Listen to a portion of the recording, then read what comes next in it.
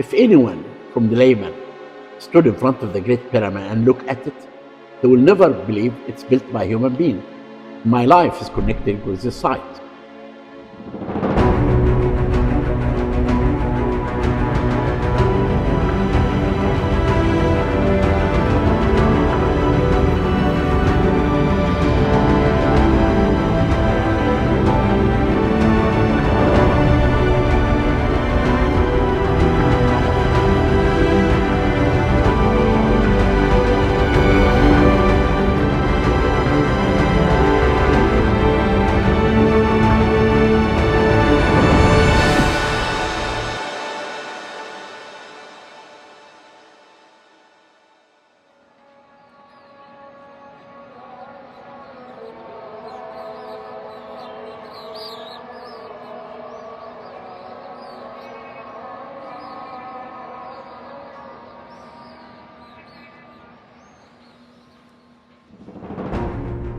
Pyramids of Giza, everlasting monuments that have faced endless scrutiny, yet they are still to reveal much of their ancient secrets.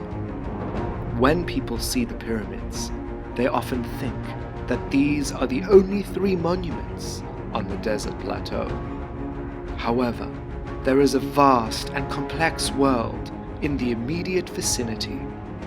If you take a moment from looking up at the pointed mounds and look down, there are endless clues and stories that unveil the 4th dynasty of Egypt from 4,500 years ago.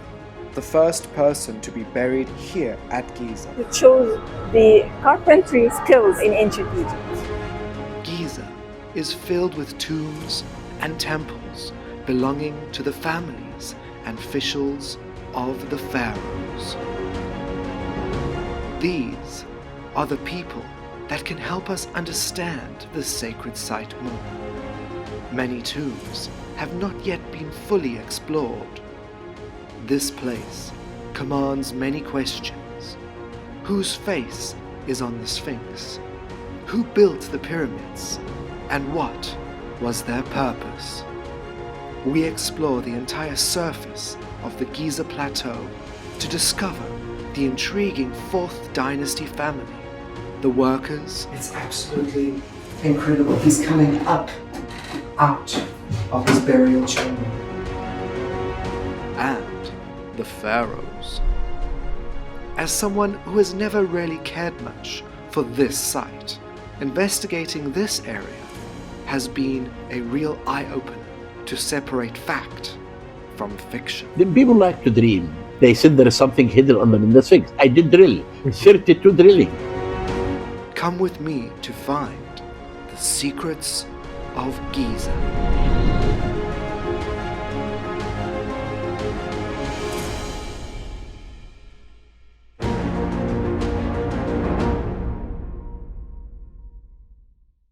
The Giza Plateau, a place filled with so many secrets, and I think I know just the man who can help me find the answers.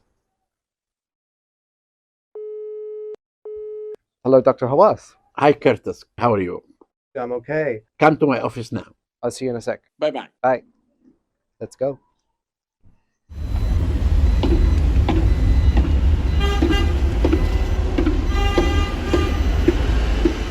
What do you see as the biggest misconception people No, have? the reason I was giving a lecture today, and I was told that people, if anyone from the layman stood in front of the Great Pyramid and looked at it, he will never believe it's built by a human being because you don't know.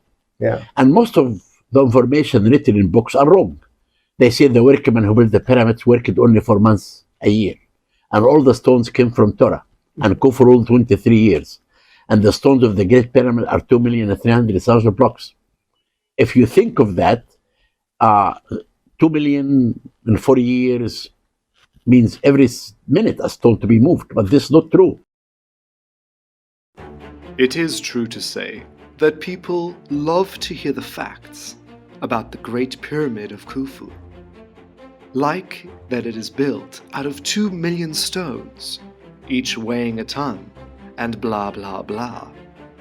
This is because there is not much else to tell, and frankly, those facts bore me to tears. If we put several sources together, we can begin to construct a full story of history. These structures were built by man.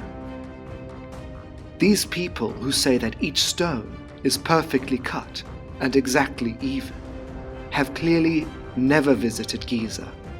For when we look at the pyramids close up, we can see how each stone is roughly cut and made to fit into the next. They are simply not even and not perfect at all. And most of the blocks still have their visible chisel marks. The recent discovery of a fragmented papyrus belonging to an official called Meresankh tells us exactly where the blocks were quarried and how they were transported via the Nile down to Akhet Khufu, the horizon of Khufu, the ancient name for Giza. Meresankh also tells us about the casing stones that were brought from Tura, some of which are piled up right next to the Great Pyramid. Meresankh also goes on to mention the quarrymen and the builders of Khufu's monument.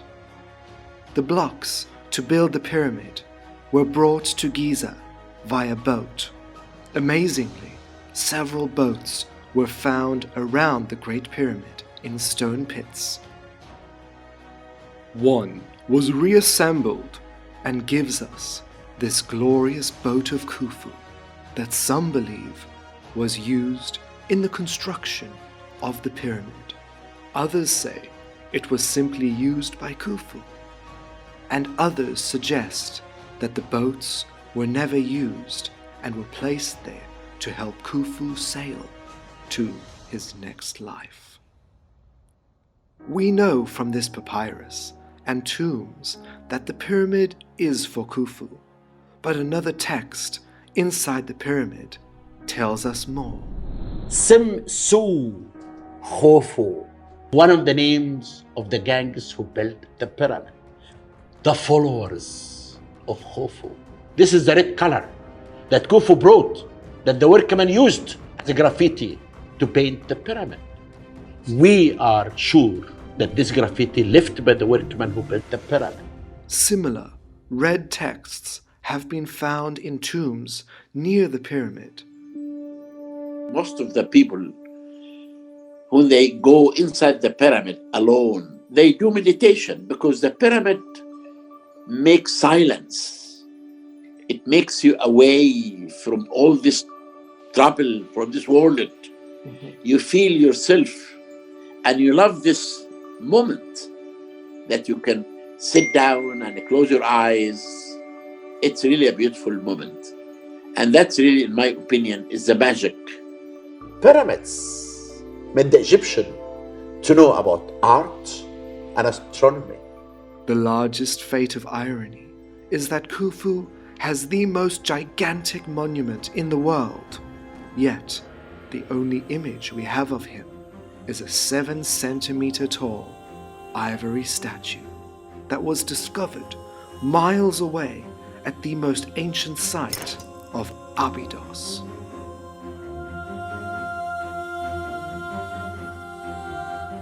The Greek historian Herodotus talks about Khufu being a man who was tyrannical in his rulership, who had 100,000 slaves to build the pyramid. Yet most of what Herodotus says can be dismissed. He visited Egypt 2,000 years after the pyramids were built and wrote tales from oral histories, which were mistranslated by the Greek writer. We can tell this in part by how he adapts the pharaohs' names to become more understood in Greek. Khufu becoming Cheops, Khafre becoming Khafre, and Menkaure becoming Mycerinus. They sound similar, but he clearly misheard much of what he was told by the local Egyptians. We can understand that much of what Herodotus says is pure fiction. He states that Khufu had all the temples closed and banned leaving offerings in them.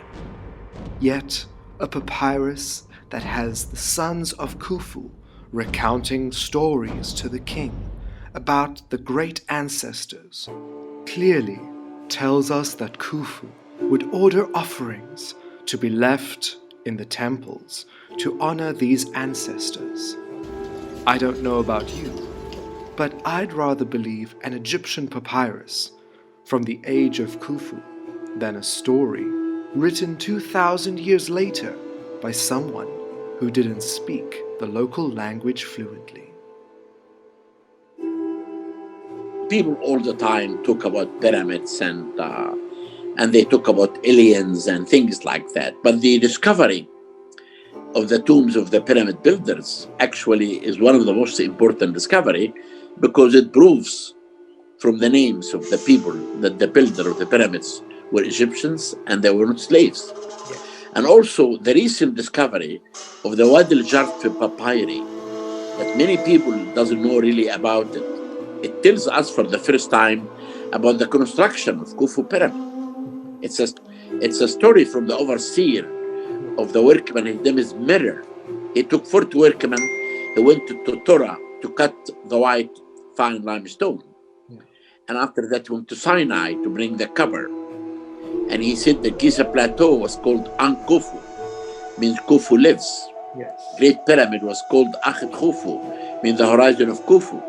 And he talked about Khufu lived in his palace at Giza. But where did these pyramid builders and their families live, such as Merer? An overlooked site adjacent to the Giza pyramids can provide the answers.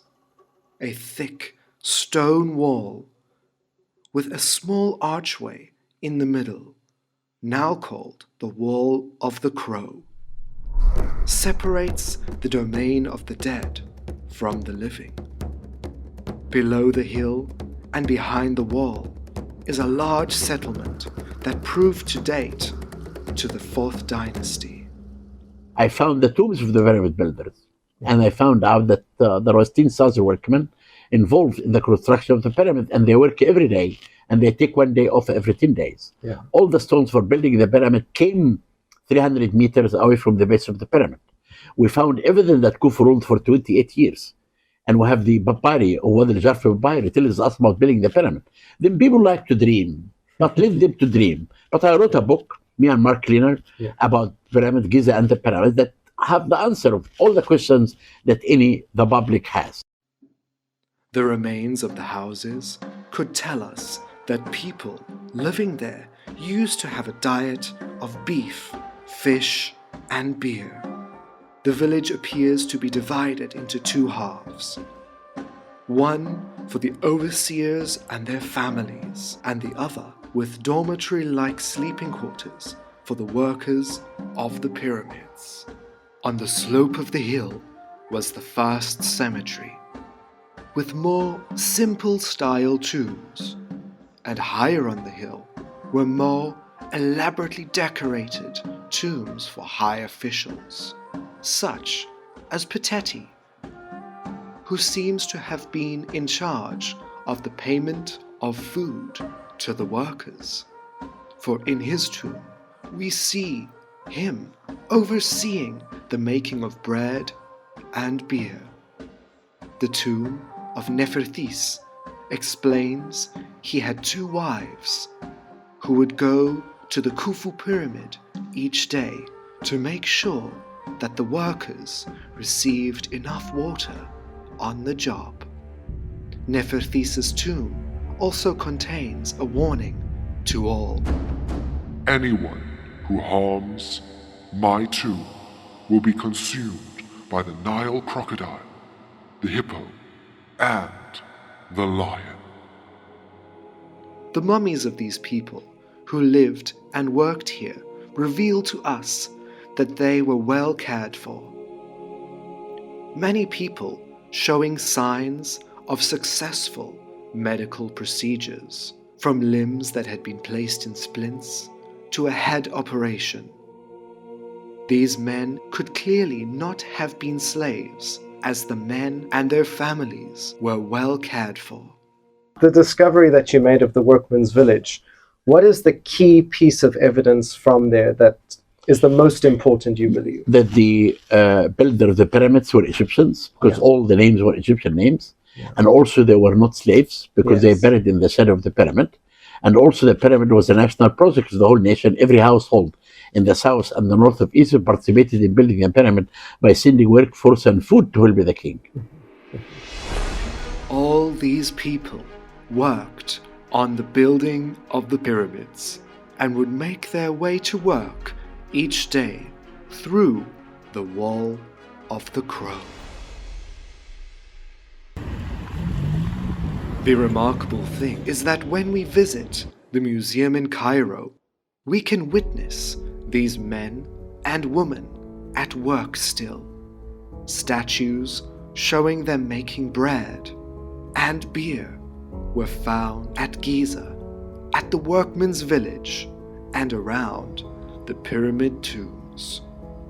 We can also see brilliant statues showing family scenes.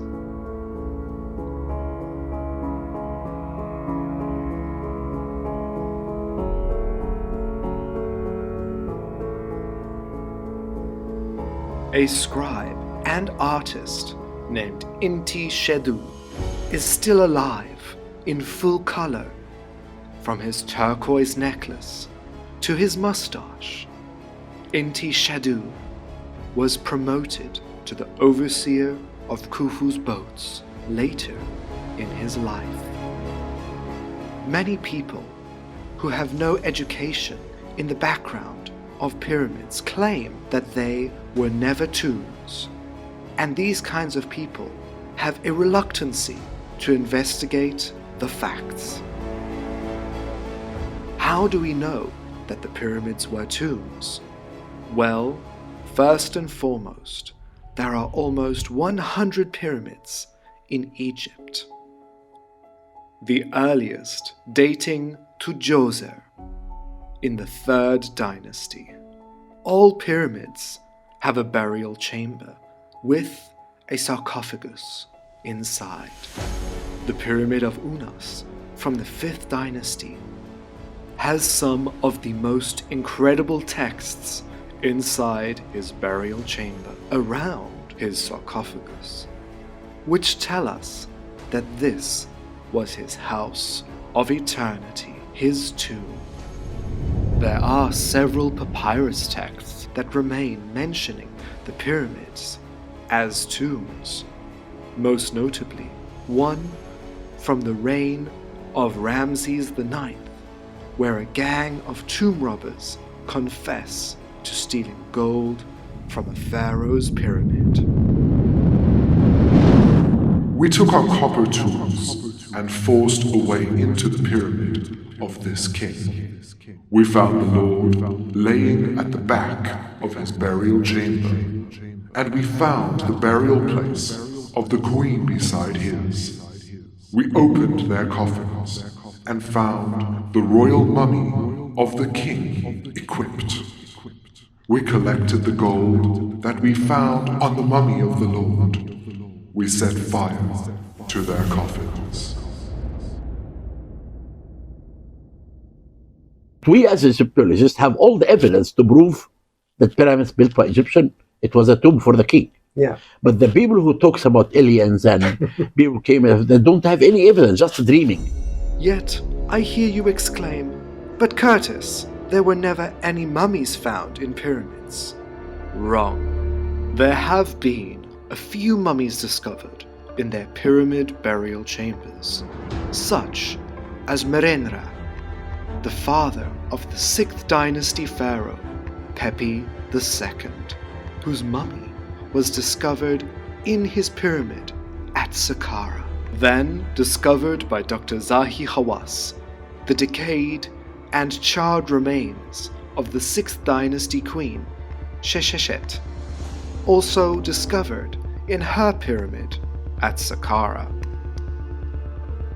And records state that inside Djoser's pyramid, in his looted sarcophagus, there was a mummified foot remaining, now lost. And of course, my favorite discovery inside a pyramid, at the pyramid of Amenemhat III. In a side chamber, the mummy of the 13th Dynasty pharaoh, Hor-Awibra, was found with his funerary goods fully intact. His decayed corpse was found in his coffin, with a beautiful death mask placed over his mummy. When archaeologists tried to take the death mask out of the coffin, his skull was glued into the mask with resins and remains there till today. And even more intriguing is what was found in a pyramid at Giza. What inspired Pharaoh Khufu to construct the pyramid? To get closer to the answer, we must go 30 kilometers south of Giza. At Dashur, 2 pyramids can be found, both belonging to the father of Khufu, the bringer of beauty, Pharaoh Sneferu. He was in pursuit to create the perfect pyramid. In this venture, he had a pyramid made at Dashur that was problematic. They made this pyramid way too steep. The stones started to crumble and push out on the sides when they reached the middle. So they had to change the angle, resulting in this mess. Sneferu erected a large stela at the bent pyramid before abandoning it. He then tried again, resulting in his perfect pyramid.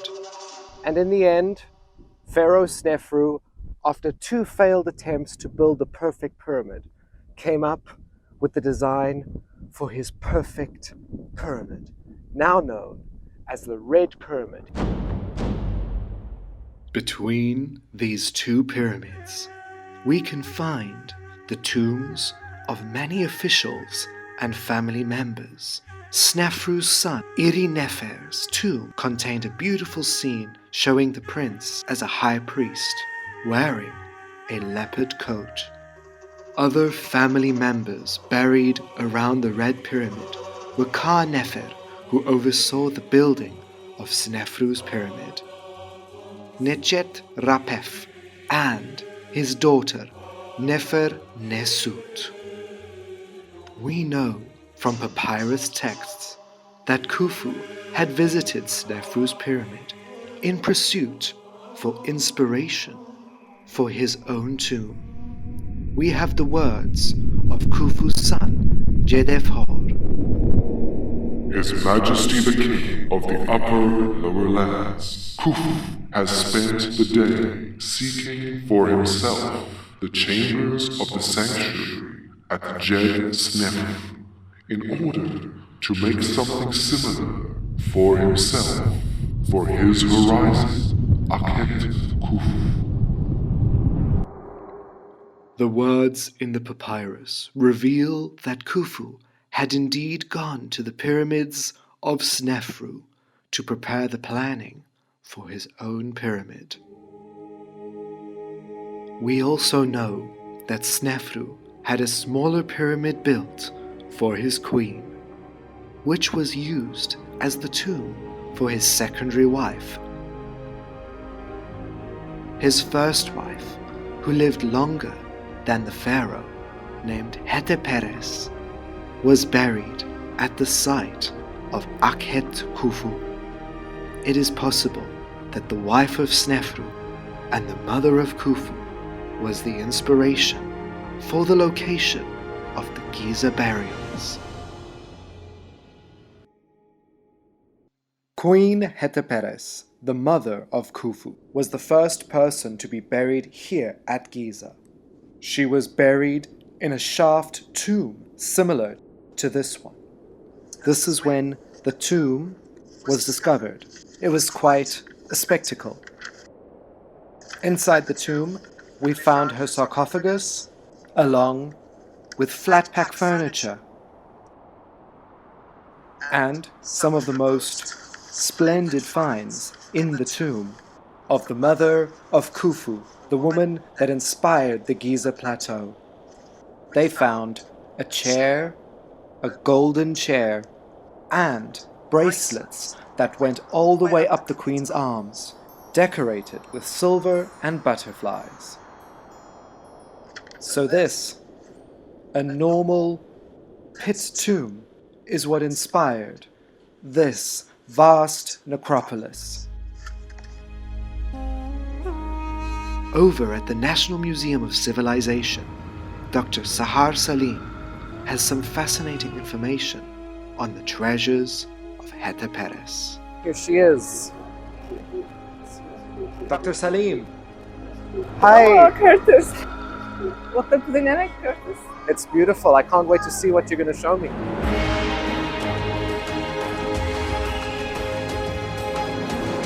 This is the chair of Hetepheres, mother of King Khafre for the 4th dynasty, found inside her tomb with other luxurious furniture of her. This is a custom-made chair for the queen.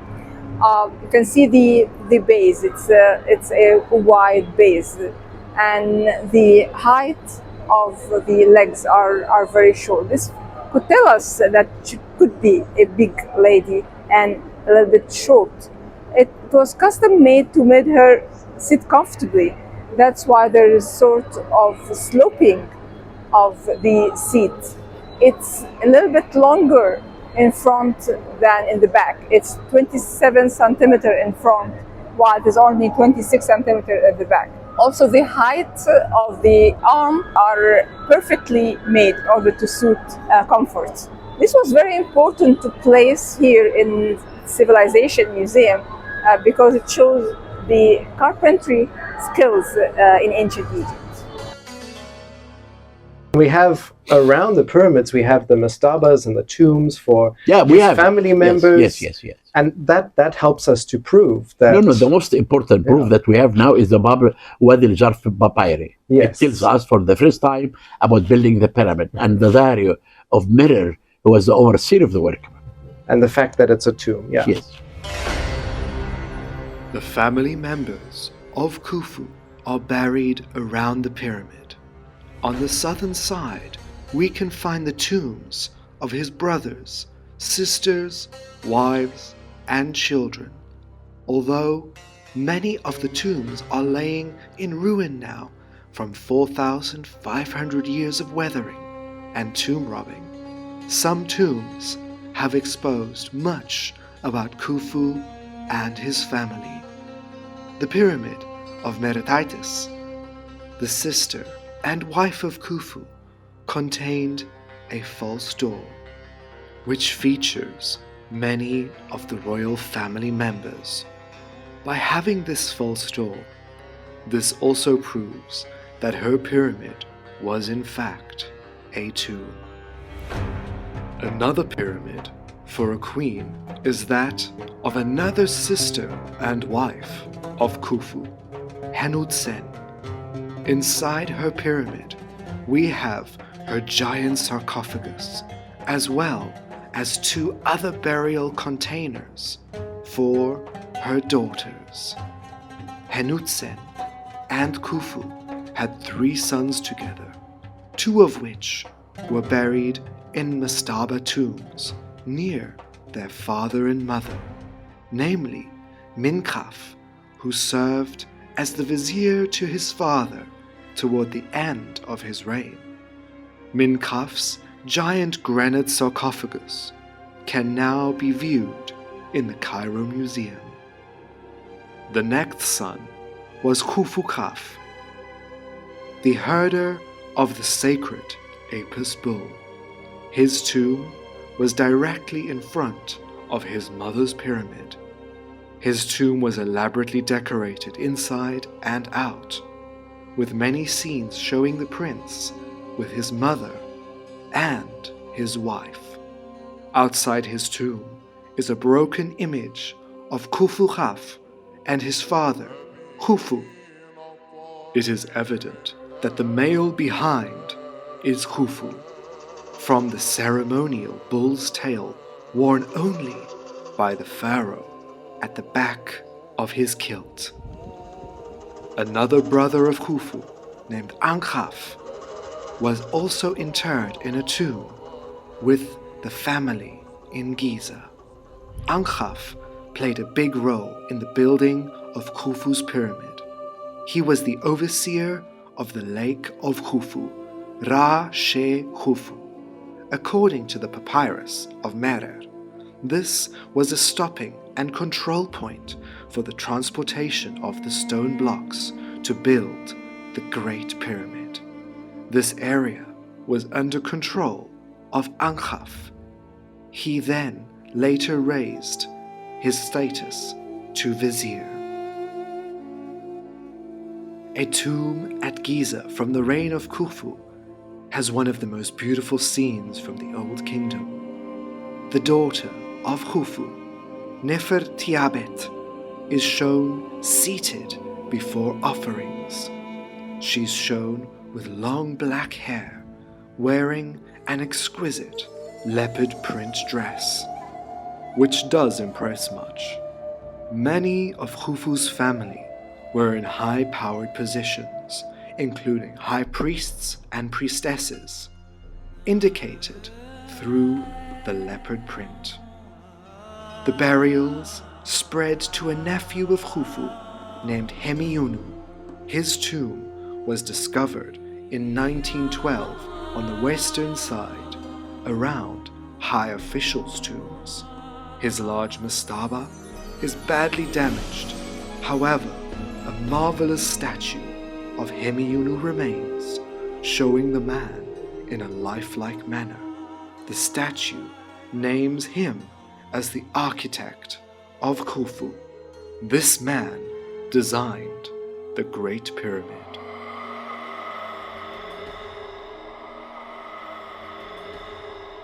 The western tombs around the Khufu pyramid are not the burial sites for just family of Khufu, but also the officials, courtiers, and some pyramid workers. In actuality, the legacy of Pharaoh Khufu appears to have stretched far beyond the populace of his own rule and dynasty. Men and women of the 5th and 6th dynasty wanted to be connected to the burial site of the great ancestor Khufu as a way to push their souls into the sky and be reborn in the new world.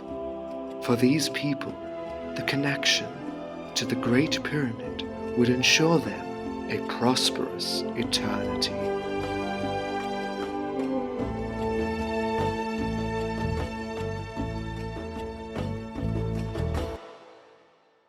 Let's go see the tomb of Idu.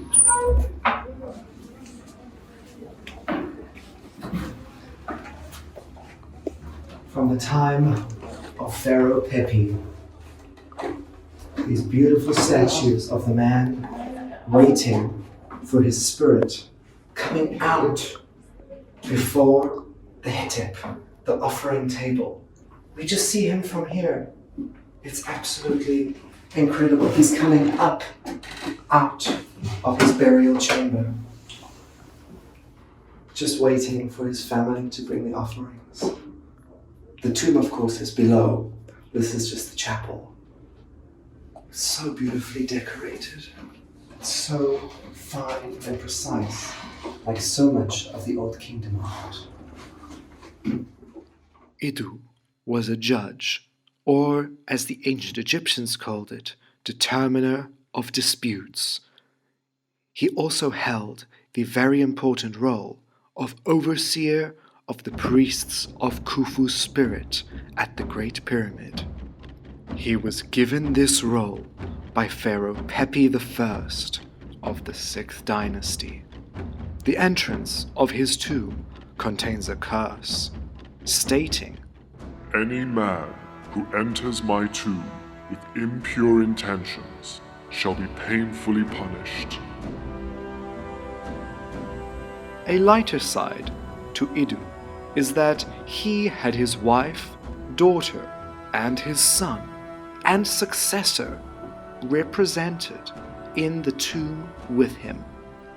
Offerings were left here for Idu, and right next door, offerings were left for his son, Khafre.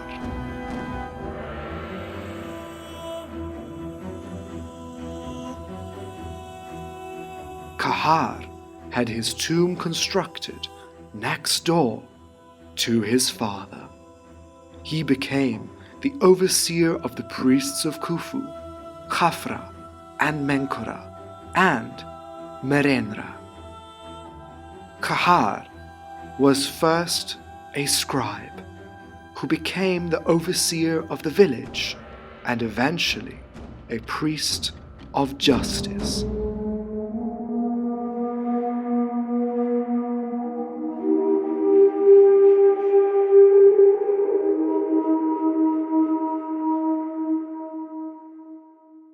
He has lifelike statues at the end of the tomb that show himself at stages of his life, as well as his wife and son.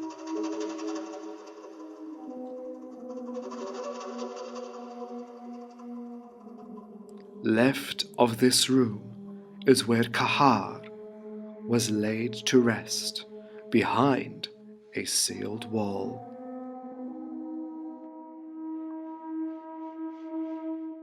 There appears to be a succession of a family line of men all named Sneferu. This family appear around the end of the reign of Khufu and continue to the end of the 6th dynasty. They were of very high status and had their tombs constructed at the base of the pyramid of Khufu. In a temple-like manner, Sneferu II erected pillars at the start of the path between the other tombs on the way to his tomb, in a sort of mortuary causeway fashion, similar to what the pharaoh would have. Even his tomb on the outside appears like a temple. By the time of Sneferu IV, his tomb was now made as a funerary temple and tomb all in one. His large pillared tomb has 2 statues of the man himself seated outside, made from granite. Next to Sneferu are miniature obelisks.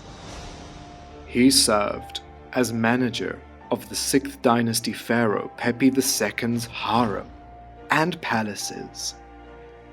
The outer walls show Sneferu with his daughter and other family members bringing offerings to him. However, the idea of a temple-like tomb can be found dating back to the 4th dynasty at the end of Khufu's reign, with several of his officials sharing similar designs.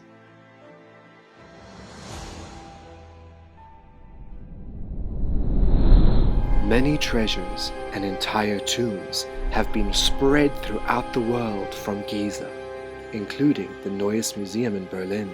4,500 years later, some of these tombs can now be marveled at in Berlin.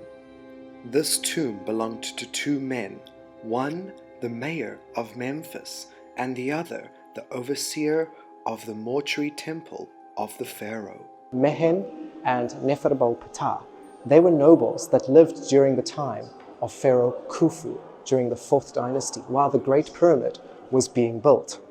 Here we see Nefertari Ptah holding the staff to show that he's a nobleman in full color. And as we go down, we see Nefertari Ptah with his hand up, showing that he can write. He's about to start writing something on a wall.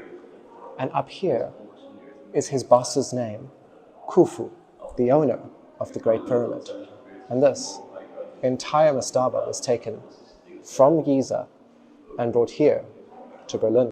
Khufu had many of his loyal followers buried close by around his pyramid. This is Merib, the commander of the troops during Pharaoh Khufu's reign. We see Merib here as he's entering his tomb, his name written here, Merib, with the heart scarab as his name ending with the B. And here we can see Khufu's cartouche, Ka-U-Fu. It's just incredible to think that this is from the time of the Great Pyramid. That's around 4,300 years old. It is absolutely mind-blowing. In the doorway we see a family scene of Merib, his son, daughter, and his wife welcoming the body into the tomb. And here is Merib, the commander of the troops for Pharaoh Khufu, and his beautiful wife, dressed in the traditional 4th Dynasty dress with the breasts exposed and a high-waisted skirt. I wonder how they brought this all the way from Giza to Berlin. The 4th Dynasty was one of the highest points.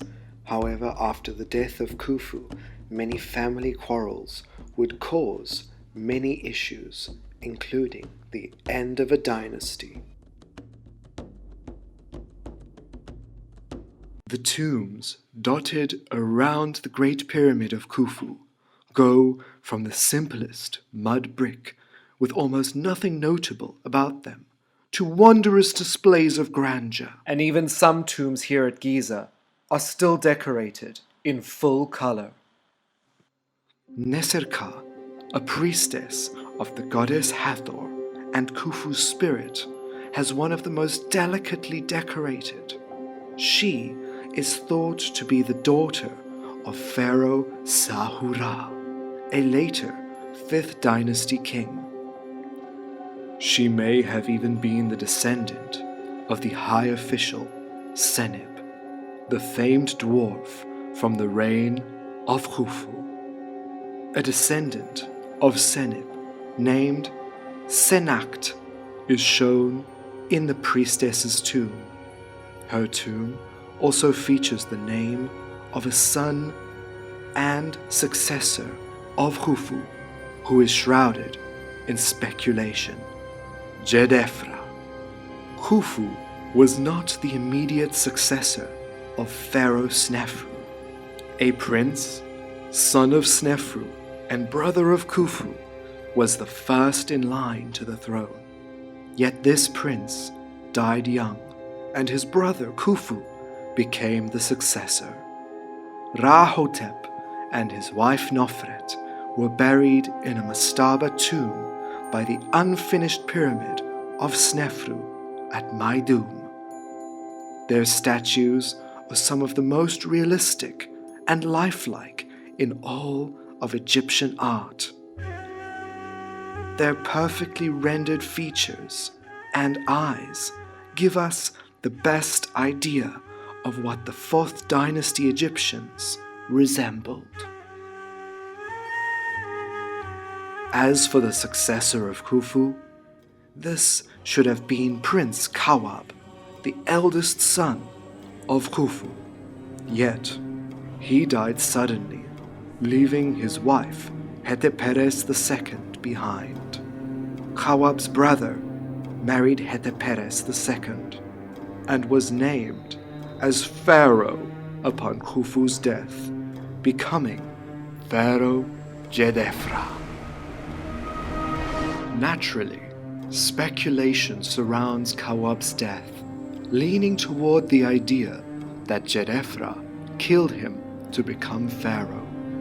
linked with the fact that he married Hetepheres II to secure his succession, and built his pyramid away from Giza. He only ruled for 7 years before being succeeded by his brother. Hetepheres II lived a very long life, dying in the reign of the 4th dynasty king Shepseskaf. And interestingly, she was not buried near Jedefra, but rather Kawab, her first husband. Over at the Namek Museum, some of her treasures can be marveled at. Although the most impressive, from royal implements to ceremonial objects, has to be a female-headed sphinx from the pyramid of Jedefra, with the name of Hetepheres herself. Another clue that Jedefra needed his wife and wanted her as a sphinx to protect his tomb. Many have even gone as far as to say that the Great Sphinx of Giza was commissioned by Jedefra to show his father's features and thus reinforcing his legitimacy. This theory comes from the Sphinx of Hetepheres II, quite a way to be remembered as the first human female-headed sphinx. With Jedefra now dead, the next son of Khufu had his time to shine, building the second largest pyramid at Giza. Pharaoh Khafre. Very little is known about Khafre the man, but like his father, his family, courtiers, and workers were afforded the opportunity to have their tombs created in the shadow of his pyramid. This way to raise their level of prestige to nearly that of the pharaoh himself. One such man was Khainsut, the chief hairdresser of the royals, whose tomb is next door to the Great Sphinx, the very first in the central field of burials. His other titles were the Guardian of the Diadem, which leads us back to the Cairo Museum, with its almost endless hallways and secret rooms filled with overlooked treasures, where we can still see one of these 4th dynasty diadems. This golden diadem sits atop what looks like a bust or a reserve head of a princess, but you would be wrong. In fact, this is the head of a princess's mummy. Mummification evolved over time.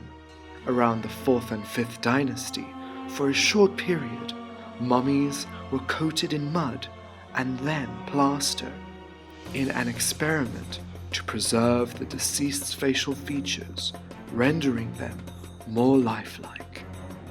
For these men and women, especially royals, their faces needed to be recognizable to the gods to enter heaven. Examples of these are rare, but some have skulls visible through the broken coverings. Like the princess, her skull still visible, head broken off near a beautiful faience beaded necklace. Looking at her, this is as lifelike as an ancient could get. Inside the museum are many treasures from Giza and the 4th dynasty that many simply walk by, some with the most intriguing details. One of these scenes from a son of Khafre shows a woman representing towns bringing in offerings for the king.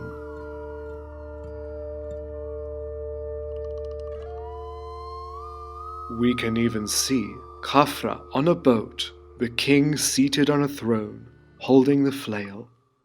Strangely, the man before him has been hacked out.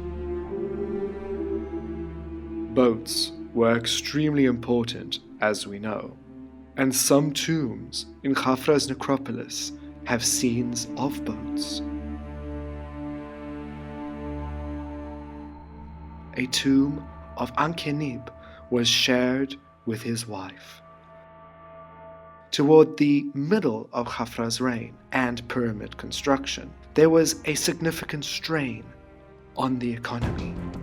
We even see tombs of officials that are roughly decorated, or even some made from mud brick, surrounded by people's burials of a lesser, higher status. Walking through these tombs, it feels as if one is in an ancient city. Then again, it was but a city for the dead. Many tombs have been looted and the bodies destroyed. But in one prince of Khafre named Ankh-Mara, his body was found along with his son.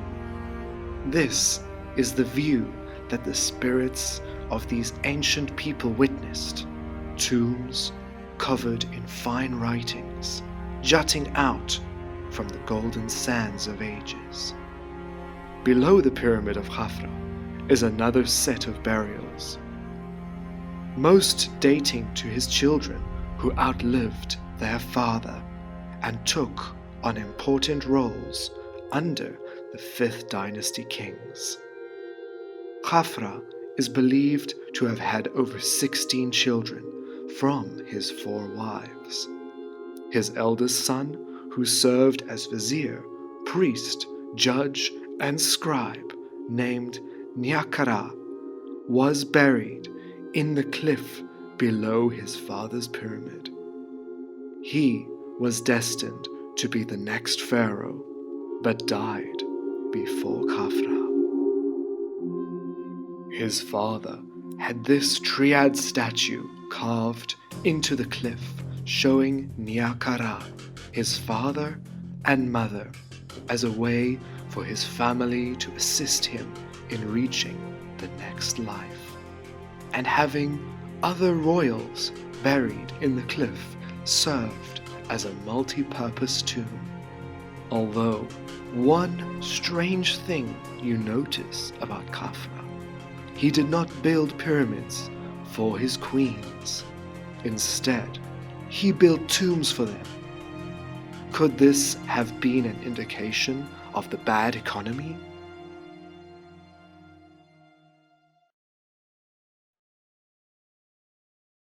His first wife, Ka-mer-nebti, was buried at Khufu's pyramid near the most magnificent tomb made for his second wife, and I'm going to take you inside.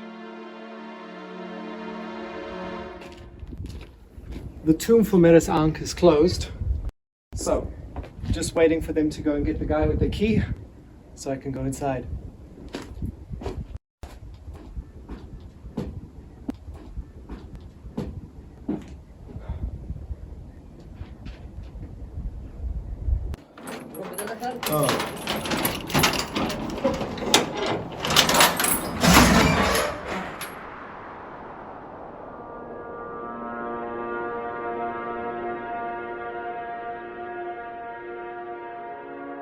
Meresankh was the second wife of Pharaoh Khafre. Her majestic tomb is one of the best for a queen in all of Egypt. Her chapel has a wall with statues of 10 women to accompany the queen, presumably her ladies-in-waiting, or her children, family members, and king's wives. The absolute highlight of the tomb is a wall featuring Meresankh in the middle, with all 6 of her children around her. Her eldest son, Nebemakht, who became Khafre's vizier. Her youngest daughter and son, are shown at her feet, one holding the royal hoopoe bird. Meresankh is shown wearing a white and yellow dress with a cat's face on her hip, and a short cropped hairstyle. She holds the queenly implements. Before her are the titles She Who Sees the God Horus and Set. Yet another strong woman is shown before Meresankh, an elegant and regal woman, another queen whose appearance fascinates the imagination. Many Egyptologists suggest that this is Hetepheres II, the mother of Meresankh. However, Hetepheres II is shown in the tomb already on the opposite wall. The mother and daughter are shown sailing on a boat together, Meresankh behind her mother. And she has long black hair, unlike the woman with the short blonde hair. Hetepheres II is always shown with long hair, even on a statue of her and Meresankh. In my opinion, this blonde-haired lady named Hetepheres is none other than the mother of Khufu, Hetepheres I, leading Meresankh, her great-granddaughter, into the next life. We have Hetepheres here shown with the blonde hair. Oh, it's died. Shown with the blonde hair over here, and these strange pointed shoulder pads, almost something like out of the 80s.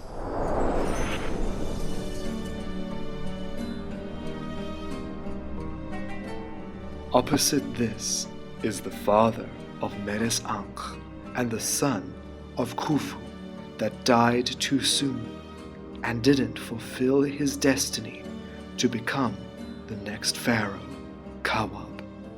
He is seen holding a staff, while symbolically leading in a parade of offerings into the tomb of his daughter, capturing birds of the marshes, where he recounts.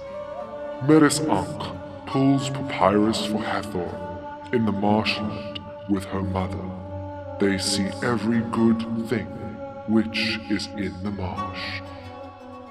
A row of men and women bearing offering baskets for her from Khafre, Hetepheres, and her grandfather Khufu. A fleet of boats are seen transporting the queen. She is shown under a canopy and seated on a throne, and craftsmen are shown making spirit statues of Meresankh. On the queen's false door, she is seated on a lion throne. The door where her spirit could visit the tomb to receive these offerings. These offerings, led into the tomb by Kawab, were collated in spirit by her chief steward, Khmetnu, who is shown several times in her tomb. At the entrance, he is shown reading a papyrus before the queen, who is standing with the jackal god Anubis above. Reri, another steward, on the other side, bringing in a hyena to the queen. These canine creatures were connected to the leader of the dead into the next life. Through the arch, we enter her inner sanctum, where once a year the sun would light up a second false door, energizing her spirit. This room leads us down into the queen's once sealed burial chamber.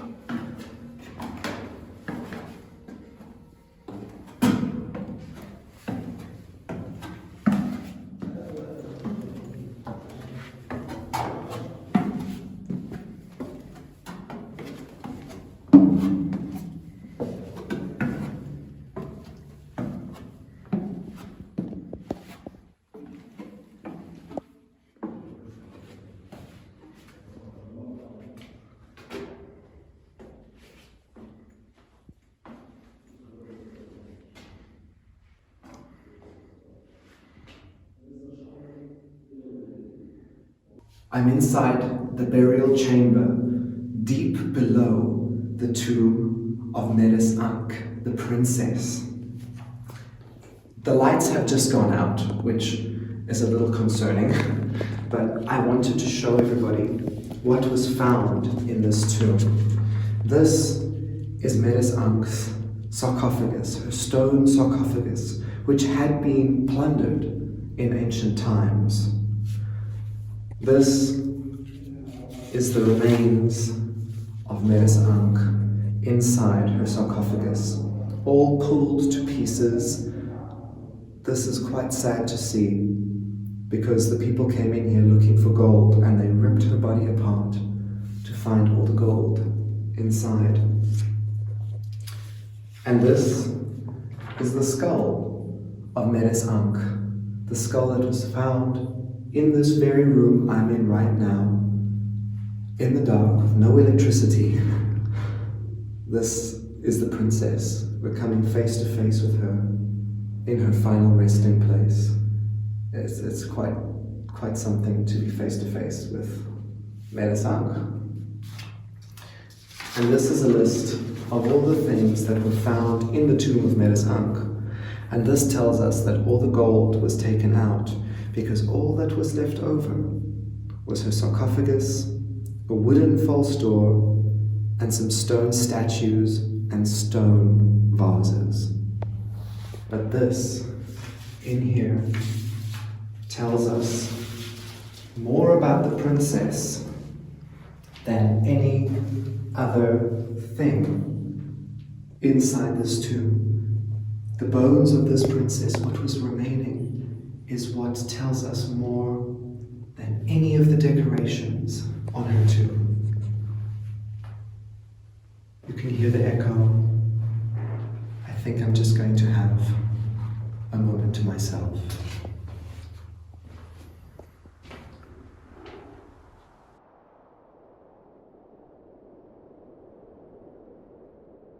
Even though Meresankh's burial chamber is not decorated, it has these quartz crystals inside the stone, so that when they left the candle burning in the tomb, as they left, all of these would have been twinkling, these little shiny stones, like the night sky for Princess Meresankh.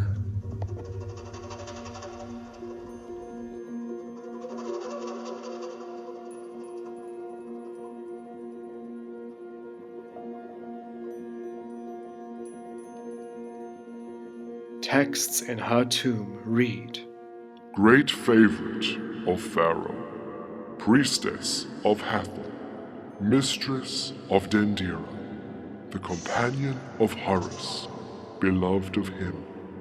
May she proceed in peace upon the paths on which an honored one proceeds, having gone well with her in the sight of the great God. May offerings go forth to her at the first day of the festival. Meresankh, she who loves life, one who is noble in the sight of Anubis.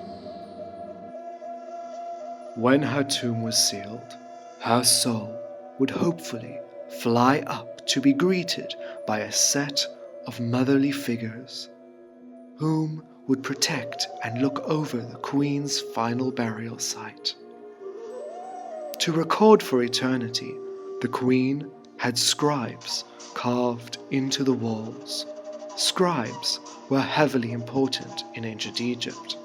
They would take dictation from the king or officials, send international correspondence, assist with diplomacy, study religious texts, and compel the words of the gods, something Meresankh wanted to ensure. The sad thing is, Meresankh died middle-aged, presumably from silent sinus syndrome, evident in her skull, causing mucus to build up and breathing difficulties.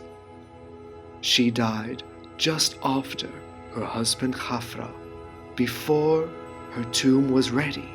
Yet the successor king had her tomb completed, and she was buried 275 days after her death.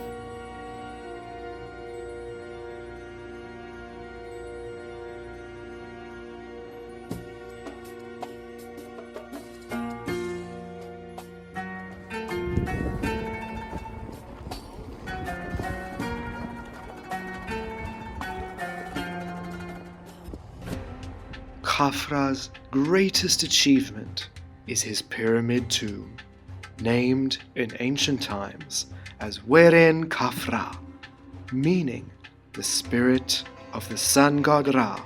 Khafre is great. Khafre, the son of Khufu, had his pyramid placed next to his father's.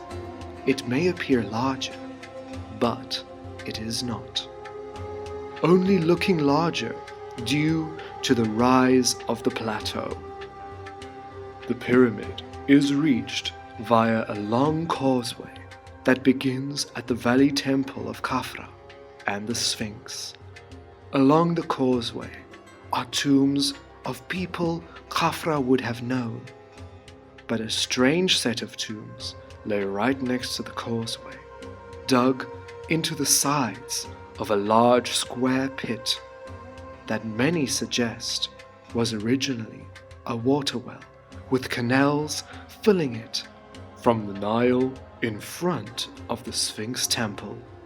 This causeway would have been the king's final journey on the mortal earth, where his mummified body would be carried in a grand procession in the presence of priests, queens, princesses and princes, high officials, and his successor.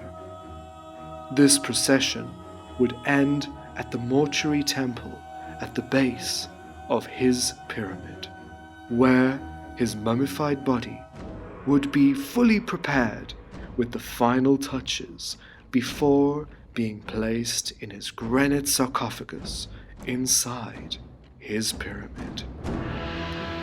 He would have the rites of opening the senses performed to ensure he would be able to function when his soul moved onwards. This temple, now in complete ruin, is also where Khafre would be worshipped as a god after his burial. Inside would have been several alabaster statues of the king, of which only one is still intact, each separate chapel containing a statue. Boat pits were also found around this temple. In the 1800s, Belzoni said that all he found inside the pyramid's sarcophagus were animal bones. But these bones are now gone and thus can't be checked by experts. Khafre's pyramid was once cased in white limestone, yet plundered over the centuries. All that remains are these impressive upper casing stones.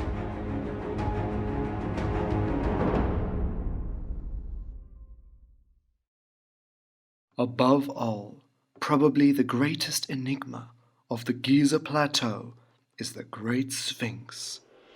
Of the thousands of sphinxes made in Egypt over the thousands of years, this giant remains the largest and most mysterious. The human-headed lion sits at the edge of the Giza Plateau, in front of all three of the king's pyramids, and the numerous other burials. In essence, the Sphinx is the protector of the site. For you see, this was the actual purpose of a Sphinx in Egypt, the protector of a sacred site. Although this creature may appear to be elegant, serene, and beautiful, for the ancients, it was crafted to strike fear into the viewer. Yet, there are various forms of sphinxes in Egypt. This specific one was the guardian. Lions have always played a large role in Egyptian religion. The male lion god, Aker, being the lion on which the sun rested as it rose each day. Yet, whose face is on the enigmatic beast? Some have suggested that it predates the Giza pyramids. However, evidence disproves this. 1,000 years after the death of Khafre, during the 18th dynasty, a young prince named Thutmosis IV erected a stela between the paws of the Sphinx, or, in its ancient name, Horem-Akhet, Horus of the Horizon, telling a fantastic tale.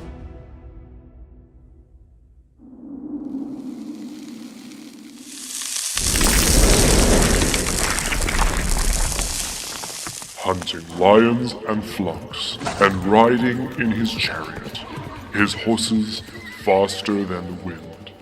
The hour came to give rest to his followers at the limbs of Horem-Akhet. Prince Thutmosis came passing by at the time of midday, and he sat down in the shadow of the great god. Sleep seized him, asleep at the time when the sun was at its zenith. And he found the majesty of the noble god speaking with his own mouth, like the words of a father for his son, saying, "Look at me, see me, my son Thutmosis. I am your father, Horem-Akhet, born of Atur, and I shall give you kingship on earth in front of all the living ones. You shall wear the white and red crowns upon the throne of Ger. The earth shall be yours, in its length and width. Everything that the eye of the Lord of all illuminates. The food of the two lands shall be yours, as well as the great tributes of every foreign land.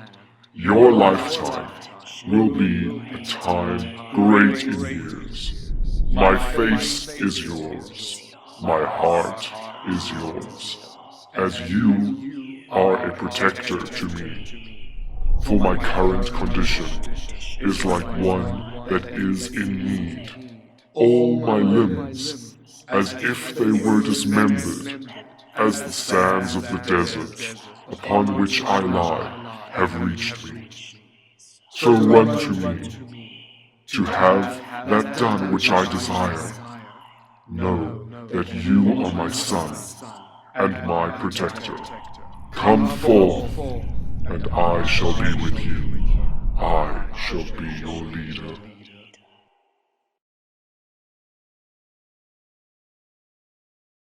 Unfortunately, the stela is damaged, and the story begins to break off.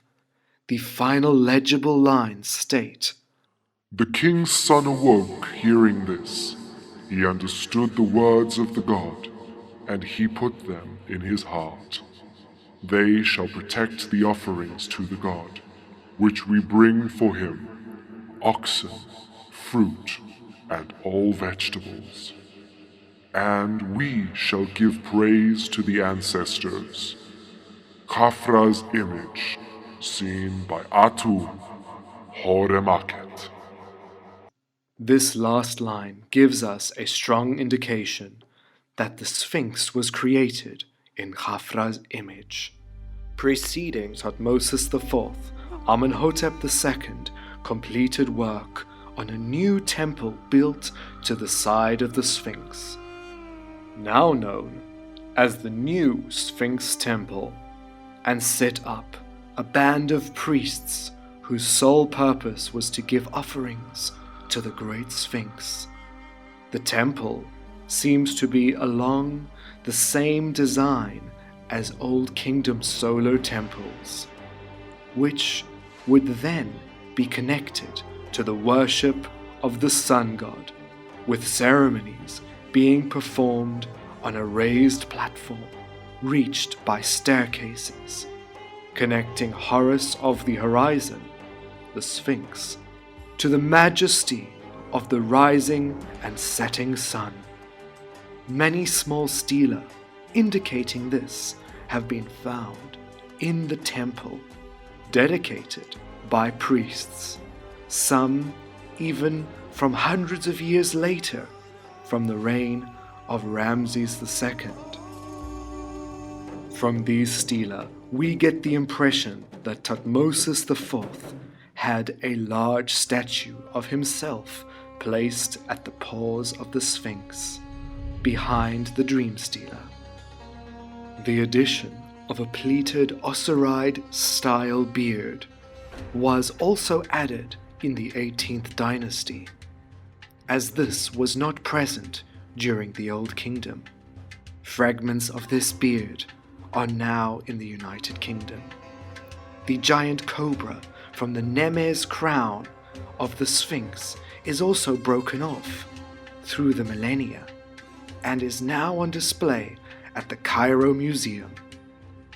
Thutmose IV did not stop at simply uncovering the Sphinx, adding the beard, then also having various cracks filled in, and most strikingly, he had the Sphinx repainted.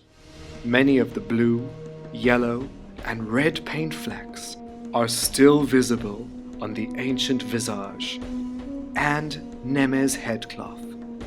The Sphinx has undergone several makeovers in its lifetime. The Romans, 1,000 years after Thutmose IV, were captivated by the Sphinx, yet again uncovering it from the sand, building a new staircase to the paws, and adding a casing of limestone bricks around the body to protect the very soft and crumbling limestone mound that the entire Sphinx was carved from. The question has always been asked, if there were tunnels under the Sphinx? Well, the answer is yes and no. The Romans had dug several tunnels under the Sphinx, only to discover that it was solid stone. The Sphinx, they said there is something hidden under the Sphinx. I did drill, 32 drilling, and I found the Sphinx is a solid rock and living rock, and there is nothing underneath. Yeah, exactly. Major important things. And also, when people always accuse me of hiding evidence of lost civilization, and I always say, how can you hide evidence? When I found out the water table rise in front of the Sphinx, I had to drill. I did drill 32 drilling around the whole Sphinx. Wow. And I found out that the Sphinx is a solid rock and a living rock, and there is really nothing is underneath the Sphinx. Many centuries after the Romans, the Arab conquerors would deface the Sphinx when they found the locals still leaving offerings before what they saw as a pagan idol. The occasional Egyptologist is led to theorize that on the chest of the Sphinx is the Egyptian heart glyph, making the name Weserib, meaning great heart, a throne name of Khafre. However, some dismiss this lump to be a support from when the 18th dynasty beard was attached. Apart from the evidence of the dream stela mentioning Khafre, another reason to believe the Sphinx was made by this pharaoh is the two temples in front of the beast. The so-called Old Sphinx Temple was created from the same limestone as the temple next door and Sphinx itself. It is also aligned perfectly to the Sphinx and the setting sun.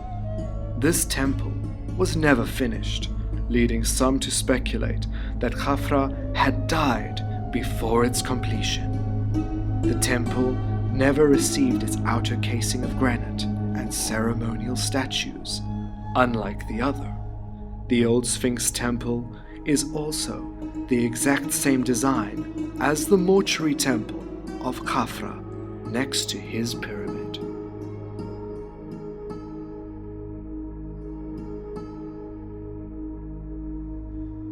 The temple next door, the Valley Temple, we know was built by Khafre, as on the granite facade, evidence of his cartouche was discovered. Yet the inside of the marvelous construction confirms who it was for.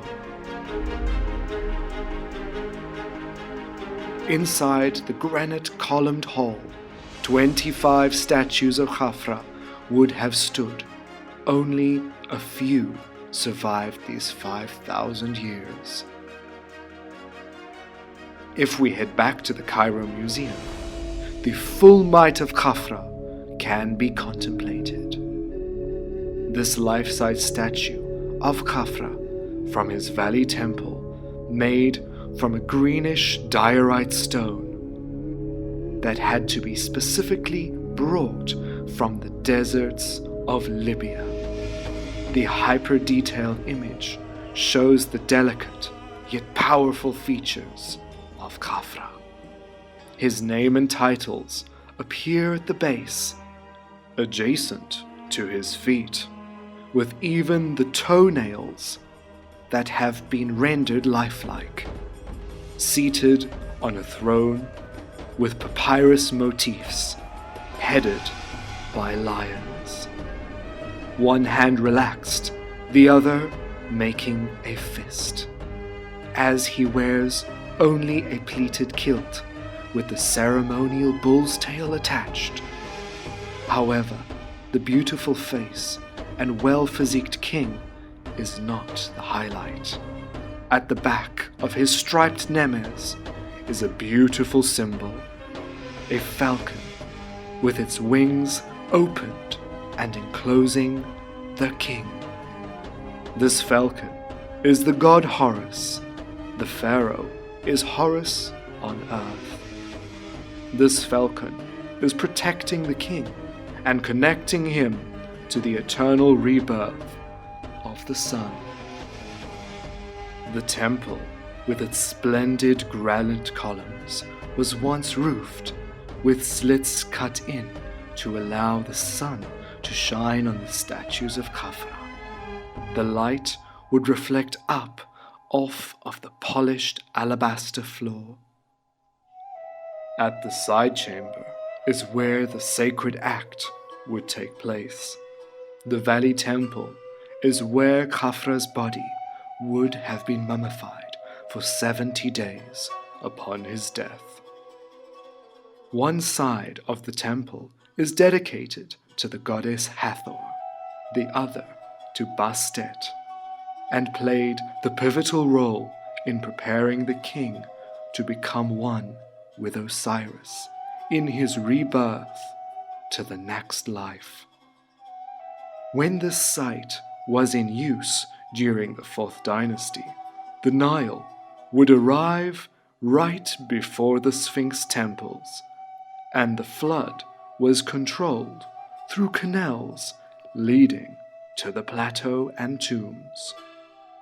There were even 2 ports created where the boats would dock and bring the precious cargo, including many royal visitors. The same boats that we see and read about from the carvings and papyri left over. The modern district of Giza would have been flooded in ancient times with the great Nile River, making the landscape we see now a much different place. Many tourists overlook the docks, yet this would have been the main point of entry to the site.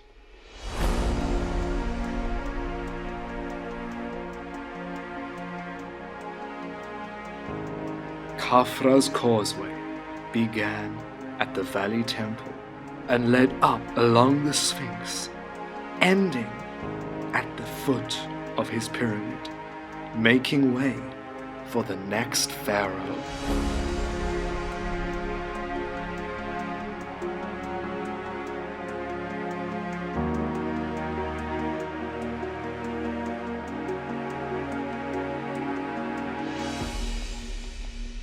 What do you imagine the pharaohs 1,000 years after Khufu thought of the pyramids? We see like Thutmose IV with the dream stealer. What do you feel that they might have? No, but because pyramids were built in the Old and the Middle Kingdom. Yeah. It were tombs, and in the New Kingdom, they took the peak in the Valley of the Kings and they buried the tombs underneath that one. Yeah. Then the Egyptian, during the Middle Kingdom, most of the New Kingdom, the king of Atil's dynasty, were actually lived in Memphis. Yes. And they had training in the desert of Memphis. And this is why they used to come to the pyramids, like Amenhotep II, Thutmose IV, and they just looked at it as the pyramids of their ancestors. In marveling at it. Yeah. The third and smallest pharaoh pyramid at Giza belonged to the son of Khafre, named Menkaure. In the 12th century, the Sultan and son of Saladin demanded the pyramids be deconstructed and the treasures inside be destroyed as they stood against Islamic values. His men spent 8 months dismantling the smallest king's pyramid. They never found the entrance, and contrary to the myth, they never tried to blow up this pyramid. A third of his pyramid was cased in granite. Many of these pieces are strewn across the desert surrounding the monument. The granite nearest the entrance was engraved with a prayer for the pharaoh. It is possible that due to economic issues, Menkaure had a smaller pyramid with many of his nearby monuments being unfinished before his death. To the ancient Egyptians, their wish was to become part of the eternal stars, to live on, and for their name to be remembered. Leading up from Menkaure's mostly intact causeway, you will arrive at his mortuary temple at the base of his pyramid. This is where the pharaoh wanted to be remembered. However, he never finished his temple. With its labyrinthine side chambers and hallways leading to the great courtyard, and completely roofed-off offering rooms that probably were planned to hold a spirit statue of the king. The temple is mostly made from limestone and with finishings of granite. It was completed by Menkaure's son, Shepseskaf, made out of crude mud brick, as attested by Shepseskaf himself. Inside the sun-bathed courtyard was a colossal white alabaster statue of Menkaure, an immortal image of the king shown in absolute perfection.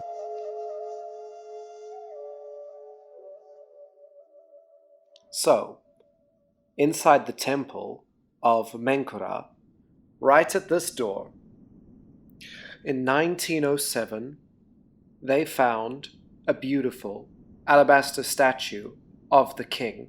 There's his head, exactly where I'm sitting right now. That's how it was in the sand, completely covered in mud. But we see Menkaure shown here. Beautiful eyeliner, the strap for the beard drawn on, and a moustache.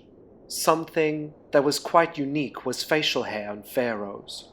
Yet Menkaure is shown with this beautiful painted-on moustache However, the statue was in complete ruin, obviously from when the roof fell down right behind me here. Yet this beautiful statue of the king shone with his painted-on eyeliner and the strap for the beard and his beautiful, unique mustache. When this statue was taken to Boston, to America, to be restored, this is the final image. Now, when we see the gaps that have been filled in and the statue has been cleaned, Menkaure has had a shave. Menkaure no longer has a moustache.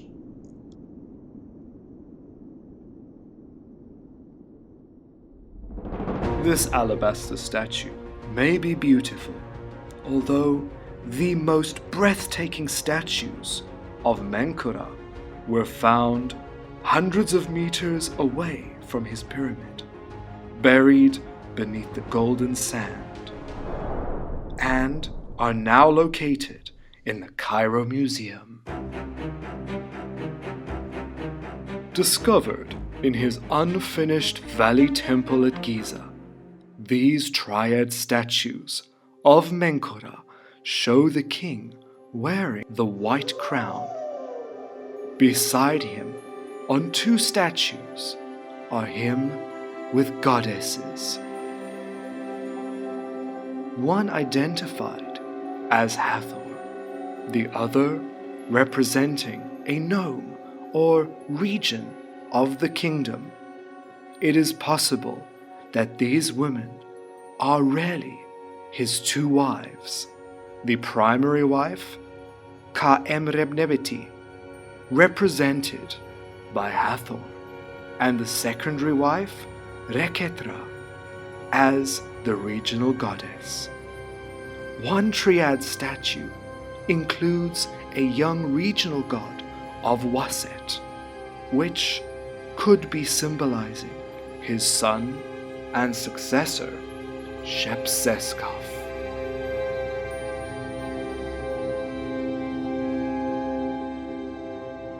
His pyramid was one of the strongest and most secure.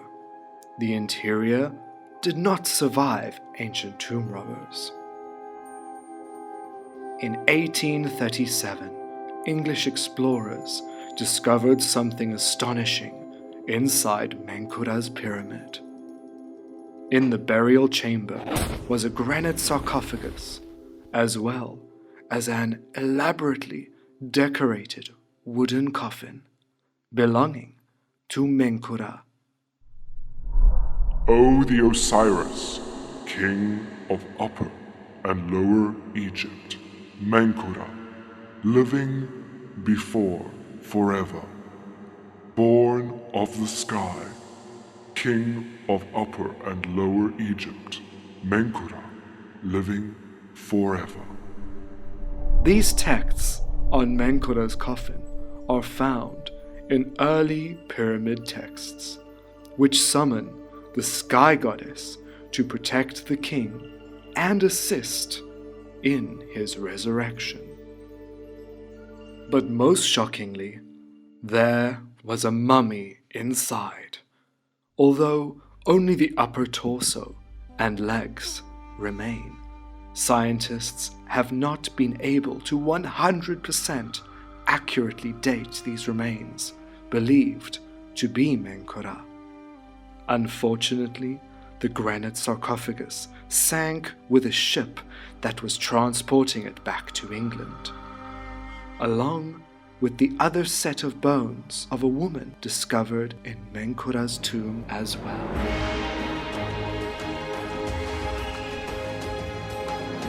Unlike his father Khafre, Menkaure had built 3 queen's pyramids near his own.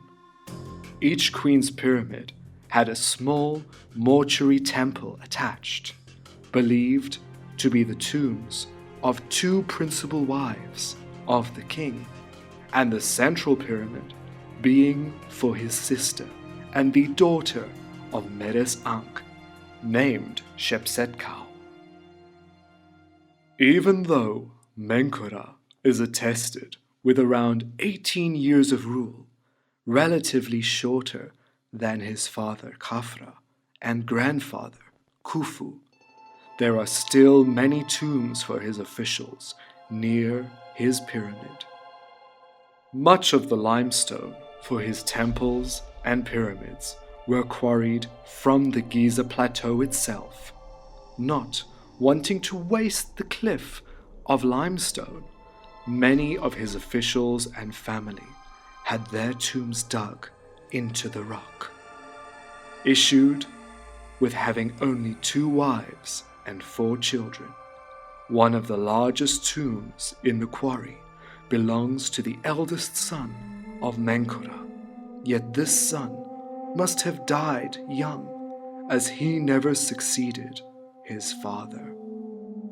Funerary became a scribe and secretary of his father. His tomb is created as a large colonnaded hall. When the tomb was entered in 1934, a seated statue of Funerary as a scribe was discovered. Inside the tomb is the prince shown with his mother, Queen Khafre II, where he is shown holding a royal hoopoe bird. There are an estimated 500 burials here, with more still to be discovered. Some of the burials here include the director of the royal dining hall, overseer of Menkaure's quarry, noblemen and women. These tombs, dug straight into the limestone cliff, are not grand nor well decorated. These people did what they could afford, like this tomb, the false door, thoughtfully decorated in green. 2 shafts suggest this was a shared tomb, and many skeletons have been found at the quarry tombs in shafts, buried in the fetal position. Many tombs led on to the next, showing a clear sign of community between these men and women, like Ankh-Nebef, an oarsman and spirit priest of Menkaure. Tombs in the quarry tell us that even high-status people now had less grand tombs. Like Sekemka, he was Menkaure's chief judge and high priest of Ma'at, the goddess who inspired the divine theology of balance behind all custom in ancient Egypt.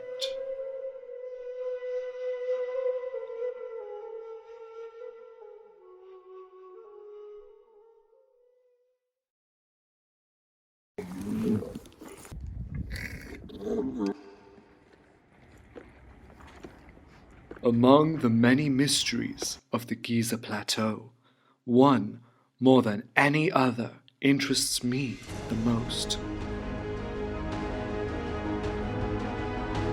Menkaure was succeeded by his son Shepseskaf, ending the 4th dynasty. This is where things get muddy for Egyptologists. A controversial, yet absolutely thought-provoking tomb way out in the desert near Menkaure's sand-flooded valley temple, dedicated to a high-powered queen. Decorated on its lower half with a false palace facade, this strange tomb consists of a 2-terraced structure, similar to a step pyramid. This tomb was never finished, but was intended to be the 4th pharaoh's pyramid at Giza.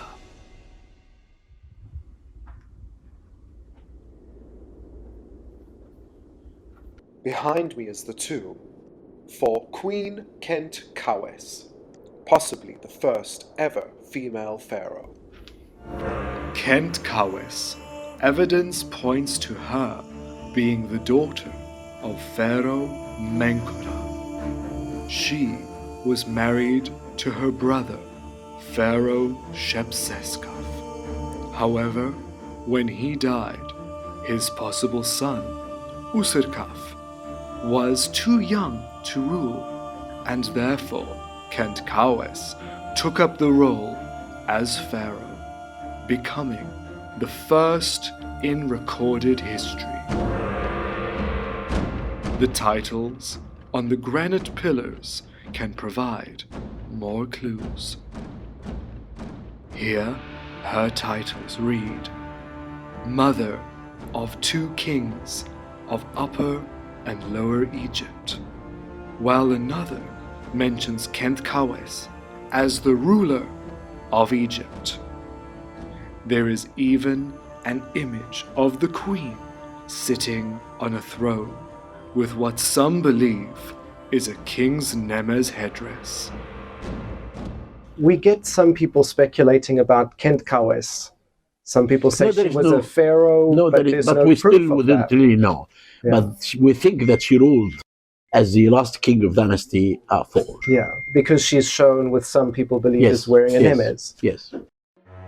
Her tomb was entered in antiquity through a robber's tunnel and ransacked. The inside decorations of her tomb are very fragmented, and only pieces of her alabaster coffin with faience inlays were discovered.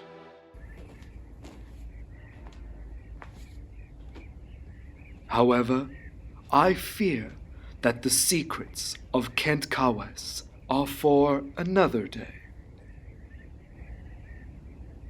She had a small mud brick mortuary temple built, yet by her time the area between her temple, Menkaure's temple, and her unfinished pyramid was inhabited with workers from the end of the 4th dynasty.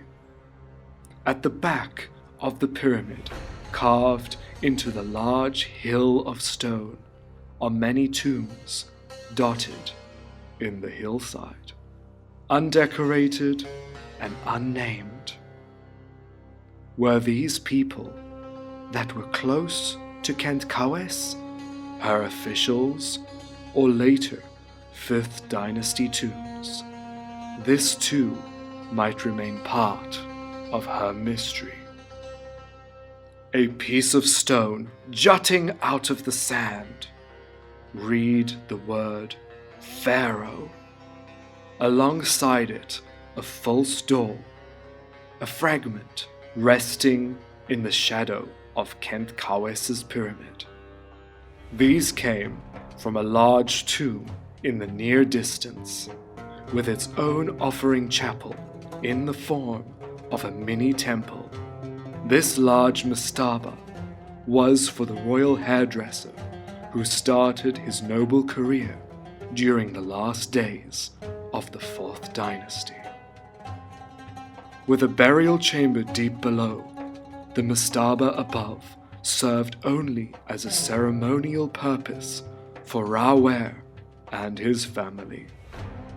Later in his career, he received the ranks of administrator, judge, and then army overseer.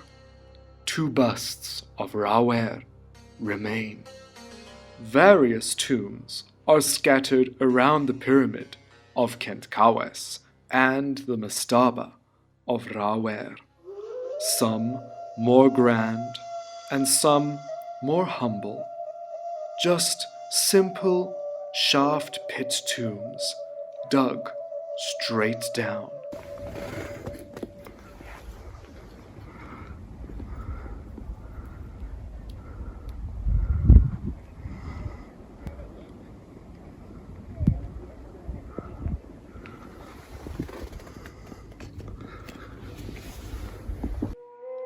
Evidence of settlements are found between and sometimes in these tombs, although now only inhabited by ghosts and reptiles.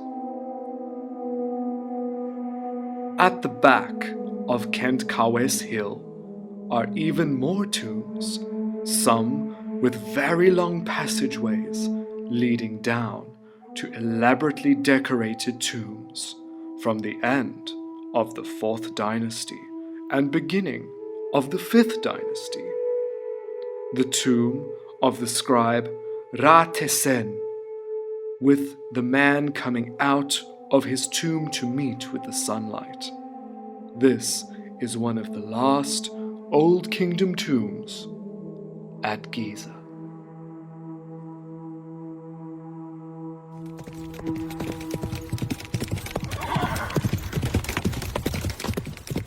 What does Giza mean to you? No, Giza, I spent all my life living there and excavating and working in front of the Sphinx and tombs of the pyramid builders. Completely, I lived even in front of the Great Pyramid for 2 years. Then my life is connected with this site. And if you can tell people one word about the pyramids, what would you describe them as? The one word I could say, it's magic. Yeah. To everyone. Yeah. Magic and secrets.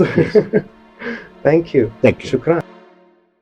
The Giza Plateau still holds so much history, so many mysteries, some more tangible than others.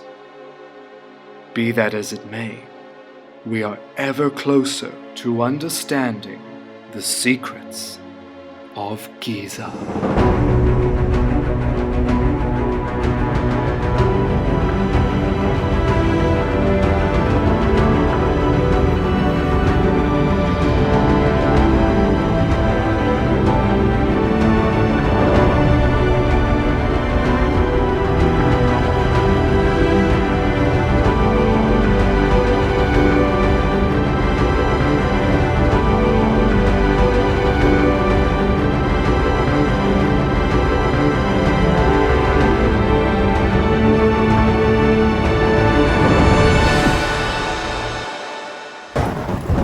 When it rains in Egypt, which it never does, you get flash flooding.